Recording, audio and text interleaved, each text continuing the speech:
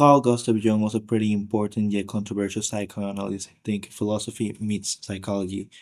He created and popularized the term archetype in his essay Instinct and the Unconscious, where he theorized, among other things pertaining to what he thought were the hidden layers in the human brain, the idea of archetypes being the trains of thoughts, behaviors, or motivations present in the collective unconscious. The collective unconscious being the part of our brain where we have been storing information from either past civilizations or individuals.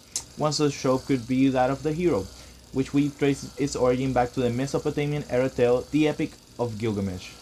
With Gilgamesh being a wise, proud, but cruel ruler who, along with his op, Enki-Kuru, must embark on his hero's journey, where through the events of the tale he renounces his evil ways and his search for immortality, eventually choosing to live amongst men. Themes that could be compared to the likes of Superman, a god amongst men who must also battle with not his mortality in this case, but that of the ones he loves. He has this inner conflict with the fact that no matter how powerful and immortal he is, he'll never be able to save everyone. Jung thought that these archetypes were embedded in our very core, revealing themselves in our dreams that he argued were mirrors into our true selves. Amongst these archetypes, we also have that of the wise old man, that mentors and lays the fundamental core values that the characters will come to accept when the time is right. Spider-Man had Uncle Ben, Luke Skywalker had Ben Kenobi. But today I want to talk to you about a trope that, due to its prevalence in media through human history and what it means on a more individual level, well, that being witches, or more specifically, the unfulfilling nature of witches. You know all about the monkey's paw, which gives you what you ask for with a twist, teaching us to be careful of what we wish for, or the classic stories of greed. Successful trader Abdallah gets an enticing virtue from a homeless man, but he has to split it with him at the end. But driven by greed and that the fact that he uses camels, he argues his way into eventually keeping all of the riches, eventually being literally blinded by it, where the expression most likely comes from. But what about the one you have not likely heard of? Let me set the scene for Stalker, 1979, by Andrei Tarkovsky. Regarded as many as a masterpiece with its parallels of a spiritual journey, its message of faith and of true human nature, and disregarded by many as an artsy movie, with three characters talking and lollygagging about, which it admittedly mostly is. But before I get into the mysteries of the zone and the witching well it hides in its guts, I must first implore you, if you haven't watched this movie yet, you definitely should. If it's before or after the video, I don't mind. Just spoilers ahead, but if it gets you to watch the movie, that's all that matters. This movie is, it's just great. I can't do it justice with my words. Having said that, spoilers ahead. Let's get on with it. Stalker tells us the story of our three protagonists, these being the writer, a cynic broken down by critics and the weight of his craft. He wishes for inspiration. The professor, a man whose feet solely lay on the ground he stands and whose grasp will never see that of which he can prove. He wishes for a Nobel Prize.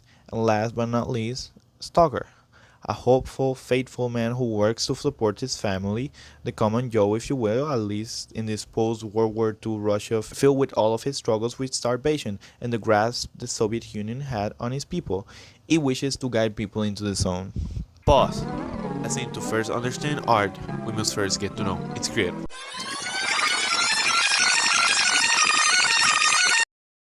Andrei Tarkovsky was a filmmaker regarded for his well thought out cinematography, his social and psychological commentary, and his admittedly really long shots. Born in 1932 in a village in Russia, I'll put right here because I tried to pronounce it, but I'll fail miserably. He saw firsthand the effects that war and famine had on his people, the horrible conditions they were forced to live in. This greatly influenced his filmmaking, most notably in this movie. He's also regarded for other greatly acclaimed films like Solaris and Mirror. If I could describe his movies in one word, I describe them as book-like. You know how when you're reading a book and he's telling you a little bit about the environment, he's telling you how this came to be, how it's all very meticulously planned. He applied that to his filmography. All of the shots were very intentional. Everything that you see on screen was meticulously planned by him. Having said that, tangent over, back to the zone. The zone is like our fourth protagonist, if you will. We don't know how it came to be. All we get are glimpses of what it once could have been, a battlefield as indicated by tanks that are now overgrown with moss and shrub. Maybe the zone came as a result of weapons used in this conflict. Maybe it came of negligence of nuclear power plants as shown by the scenery, not unlike another certain incident. Maybe it's from forces unknown to us, whether they be aliens or even gods, as indicated by its source material. Nonetheless, we are left to our imaginations. But one thing is made clear by the Stalker. The zone has a presence and could be assumed is alive, and needs to be respected if you want to survive and reap its benefits. Now, the zone is the best resort to many in this desperate Russia, as just beyond the room lays a wishing well, which one of the only things we are told about it is that it grants you your deepest subconscious desire. See, because as the movie goes and we actually start going through their journey and learning little by little, thanks mostly to the Stalker, we are told the tale of Porcupine. Also a stalker who with aspirations of wealth ventured into the zone, along with his brother. Unfortunately, he died as the zone claimed him. Nonetheless, Porcupine carries with his newfound purpose of getting his brother back. He is instead rewarded with wealth. A week later, he hangs himself. The tale is left there, at least until our characters come across their last obstacle in this journey. Between them and the wishing well, they come across the meat grinder, where most that stumble into it find their demise, hence the name. The rider, probably in a trance or just out of defiance, gets ahead of the group and finds himself in the middle of the trap, only understanding his position when the stalker panics and drops to the floor, calling him a fool, as he understands what is most likely to happen. He is about to die, a sacrifice to let the others pass, as Porcupine once did with his brother. For a second, as he sees reality shifting in his eyes, he understands the respect one must have with the sun, leading him to have a heart to heart with the camera. My headcanon is that the camera is the zone. Spilling all that he sees wrong with his situation, how disillusioned he is by his writing, and that he has even grown to hate it. All this turmoil inside of him, and for what? The same people who criticize him would spit him out the instant he would die. The moment he stops being useful to them is the moment he stops mattering, if he hasn't already. The son accepts this sacrifice of himself, taking not his life but his old self, as he is now a son fearing man. This part of the story holds so much significance for a number of reasons. The relationship between the writer and the son, like that of Abraham, sacrificing his son, well, they willing to sacrifice his son to prove himself to God. The writer being a self-insert for Tarkovsky's struggles as an artist. Every artist can relate to their art not being up to their standards of the people that consume it. For this film, he was exiled from his own country, having died at age 54 from lung cancer that was possibly due to the filming conditions in Stalker in Paris, France. He never got to come back to this place he was born in. This movie holds so many parallels that reminds us of the archetypes that we've seen throughout history.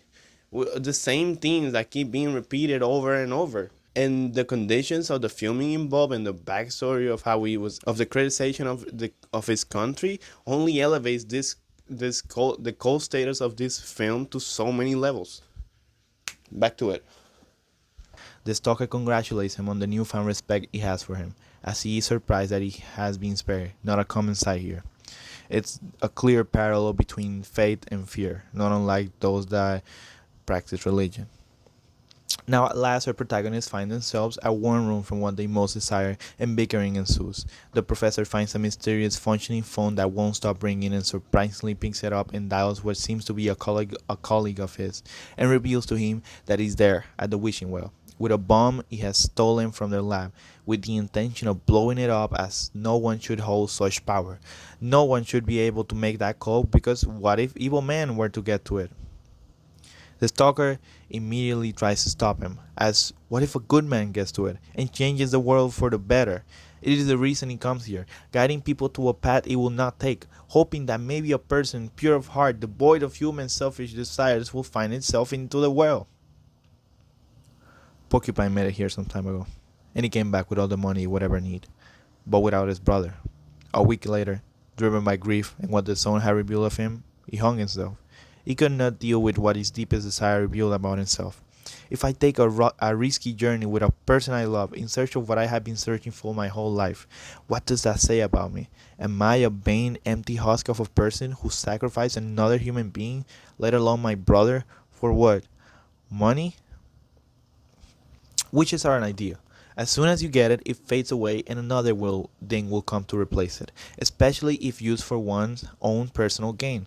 I like to think both Andrei Tarkovsky and Carl Jung both understood this, not unlike Gilgamesh, eventually rejecting his search for immortality, instead choosing to raise a family. Or three protagonists choose not to enter the room. The writer because he believes that it will end with his death. The professor does not say, but he disarms the bomb and throws it away. This is where our journey ends. And I love how the professor, self-righteous scientist who brings a bomb to destroy a miracle beyond our comprehension, out of its moral right. It's clear that it comes from selfishness. It's obviously a man driven by pettiness, as seen in the phone call with his colleague who had an affair with his wife. To struggle to shove it in his face that he's there, that he's at the place where almost everybody wants to be in. It's out of selfishness, and he just hides it behind this self-righteous motive. Not unlike the writer, who is disillusioned with with this world. He has no need for anything. These two characters are pretty well off compared to the Stalker, the man who does not want any of it, doesn't want to have anything to do with actually going into the room. But the movie continues, showing us a broken stalker who will not get out of bed. This is not a world worth believing in. They have proved that there is something more and only attracts selfishness and cynicism. Nobody that can change the world for the better. Like, weird parallel, but like with Garfield the cat's mom. Garfield? I'm sorry I let you down, Mom. Oh, there's nothing to be sorry about, Garfield. Not all of us are cut out to be mousers. I'll say. Garfield, this is really for the best. You wouldn't survive here. You have a good life, an easy life. We all envy you. I'll miss you.